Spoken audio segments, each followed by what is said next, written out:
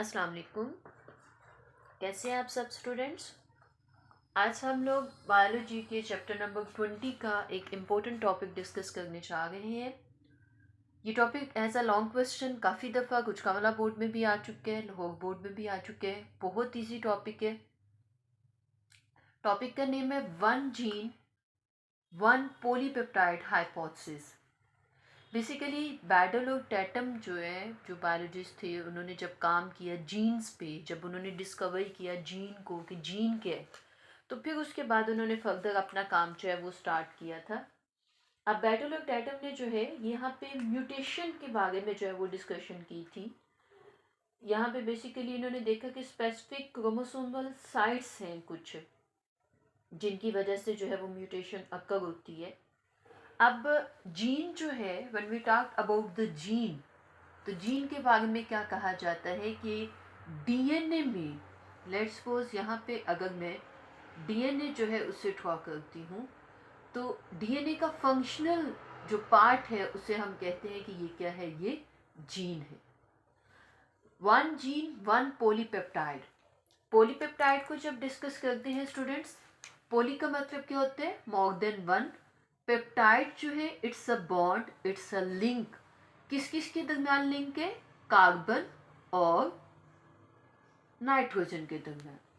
और basically carbon और nitrogen के दरमियान जो लिंक है उसे हम कहते हैं पेप्टाइड बॉन्ड। और ये पेप्टाइड बॉन्ड जब बनता है, ये तब बनता है जब प्रोटीन की फॉर्मेशन होती है।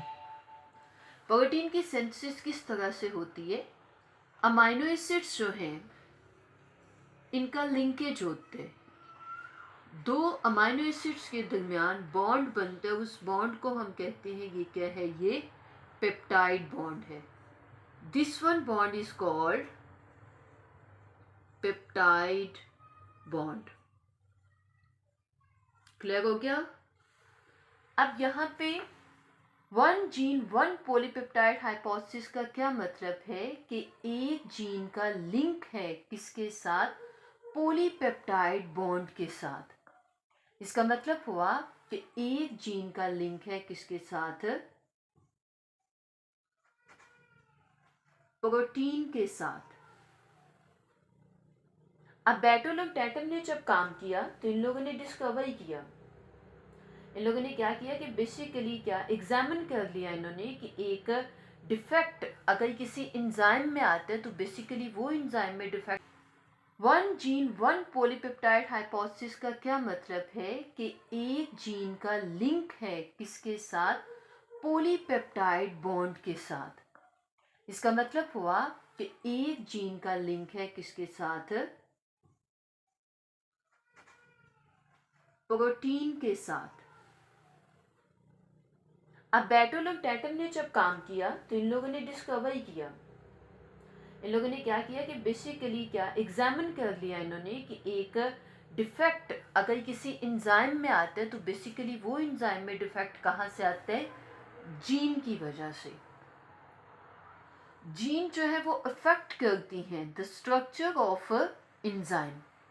अगर तो जीन एक्यूरेट है तो इंजाइम एक्यूरेट होएगा, लेकिन अगर जीन एक्यूरेट नहीं है, जीन में एक्यूरेसी नहीं है, जीन के अंदर म्यूटेशन है, जीन में अगर म्यूटेशन है, कोई भी म्यूटेशन है, कोई भी चेंज है, तो इंजाइम कभी भी इफेक्टिव नहीं हो सकता।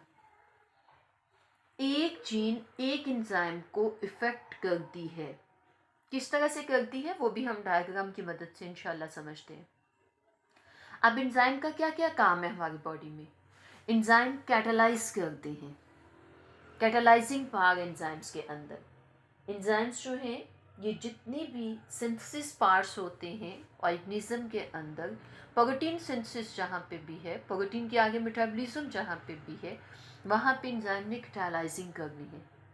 एंजाइम है वो असेंबलेज करते हैं, किस किस को, अमाइनो एसिड्स को, समटाइम लिपिड्स को भी, कार्बोहाइड्रेट्स को भी, ये असेंबलेज करते हैं। एंजाइम ये इनकोड करते हैं। एंजाइम ये बहुत ज़्यादा इम्पोर्टेंट होते हैं, किस चीज़ के लिए, इनकोडिंग के लिए। डीएनए की जो स्पेसिफिक साइट्स है या डीएनए का जो स्ट्रक्चर है उसको इनकोड करते हैं। एंजाइम्स का ये काम है।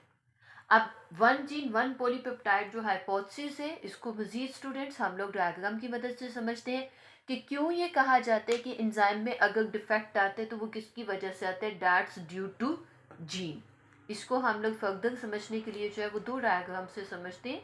एक सेंट्रल डॉगमा की डायग्राम है और दूसरा वन जीन वन पॉलीपेप्टाइड का जो एविडेंस मिला था बैटन ऑफ टैटम्स के वर्क के अकॉर्डिंग, उसको हम लोग एक्सप्लेन करते हैं।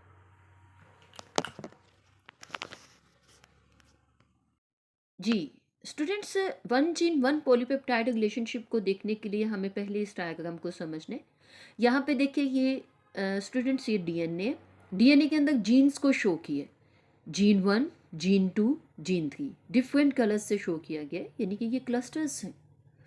आगे देखिए डीएनए जो है, डीएनए का एक स्ट्रैंड जो है वो ट्रांसक्रिप्ट हुआ है।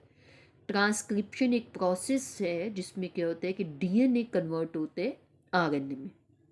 डीएनए डबल स्ट्रैंडेड होता है, इसका एक स्ट्रैंड जो है वो ट्रांसक्रिप्ट हो जाता है आरएनए में, दूसरा स्ट्रैंड ट्रांसक्रिप्ट नहीं होता। यहाँ पे ट्रांसक्रिप्शन की मदद से क्या बना, आरएनए, और ये सारा प्रोसेस कहाँ पे हो गया, इन द न्यूक्लियस। ये जो लाइन है ये शो करती है कि ये सारा प्रोसेस न्यूक्लियस में हो गया। फिर ये न्यूक्लियर पोई के जरिए से क्या हुआ कि आरएनए बाहर आ गया। और फिर उसके बाद आगे देखें, आरएनए जो है जब ये साइटोप्लाज्म के अंदर आया तो फिर इसकी हुई है translation. Translation is a process for the synthesis of protein.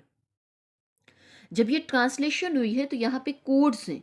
Codes की मदद से क्या हुआ है कि ये डिफरेंट अमाइनो एसिड जो हैं ये आपस में कंबाइन हुए हैं। किस बॉन्ड के जरिए से, जो मैंने आपको ऑलरेडी बताया है, पेप्टाइड बॉन्ड। यहाँ पे पॉलीपेप्टाइड बॉन्ड्स हैं जिनकी वजह से अमाइनो एसिड्स मिले हैं और इन्होंने क्या बनाया, प्रोटीन। यानी डीएनए से क्या हुआ, आरएनए सिंथेसिस हुआ, आरएनए से क्या बनी, प्रोटीन।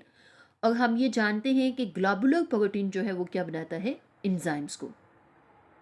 अब इसका मतलब ये हुआ कि ये पूरा प्रोसेस जो है इसको हम लोग बेसिकली कहते हैं, this one is called central dogma. तो जो हम लोगों ने बात की थी कि one gene one polypeptide link, तो ये वो बात है कि एक जीन ने कोड किया आरएनए को, वहीं से कोडिंग होके क्या बना, यहाँ पे एंजाइम बना। और एंजाइम क्या है, प्रोटीन इन नेचर। इसको मजीद फर्दर एक और डायग्राम के साथ जी स्टूडेंट्स, यहाँ पे हम एक और डायग्राम की मदद से इसको जो है वो डिस्कस करते हैं, one gene one polypeptide evidence को। यहाँ पे ये देखिए क्रोमोसोम को शो किया है, gene cluster 1, gene cluster 2, gene cluster 3। अब यहाँ पे इसने इनकोड किया है एंजाइम्स को। देखिएगा G1 ने इनकोड किए एंजाइम E को, G2 ने इनकोड किए एंजाइम F को, G3 दो एंजाइम को इनकोड कर रहे हैं, एंजाइम G को, एंजाइम H को। आगे फर्दर इन एंजाइम्स ने किसको करना है, सबस्ट्रेट ऑन बायोकेमिकल पाथवे जो है, जैसे देखिए ग्लूटामेट अमाइनो एसिड जो है, एंजाइम ई ने इसे कन्वर्ट करना है ऑर्निथीन में, एंजाइम एफ ने ऑर्निथीन को कन्वर्ट करना है सिट्रुलिन में, एंजाइम जी ने कन्वर्ट करना है सिट्रुलिन को आर्जिनोसक्सिनेट में, और एंजाइम एच ने कन्वर्ट करना है आर्जिनोसक्सिनेट को आर्जिनिन में। सपोज यहाँ पे किसी भी जीन में म्यूटेशन आ जाती है, जीन 1 में आती है, तो डेफिनेटली यहाँ पे प्रॉब्लम आएगी। ग्लूटामेट जो है वो ऑर्निथीन में कन्वर्ट नहीं होगा। अगर जीन क्लस्टर 2 में प्रॉब्लम आती है तो यहाँ पे एंजाइम एफ में मसला आएगा, तो उसमें क्या होएगा कि ऑर्निथीन जो है वो कन्वर्ट नहीं हो पाएगा, किसमें, सिट्रोलिन में। और एंजाइम जी में आएगी। अगर जीन 3 में आता है तो एंजाइम एच, एंजाइम जी दोनों जो हैं वो क्या है, इफेक्ट हो सकते हैं। तो इस तरह से ये कहा जाता है कि अगर डीएनए में प्रॉब्लम है तो समझो वो आरएनए में आएगी, और आरएनए से आगे से फिर वो शिफ्ट होगी किसमें, प्रोटीन में। वो प्रोटीन डेफिनेटली एंजाइम बना रही है तो वो प्रॉब्लम कहाँ पे चले जाएगी, एंजाइम्स में। तो ओवरऑल मेटाबॉलिक प्रोसेस जो है वो क्या है, वो डिस्टर्ब होएगा। ये था आज का हमारा टॉपिक। आप इसको ज़रूर सुने, ठीक है। कोई भी मसला मसाइल हो तो आप मुझसे डिस्कस कीजिएगा, कमेंट सेक्शन में हमें ज़रूर बताइएगा। अल्लाह हाफिज़।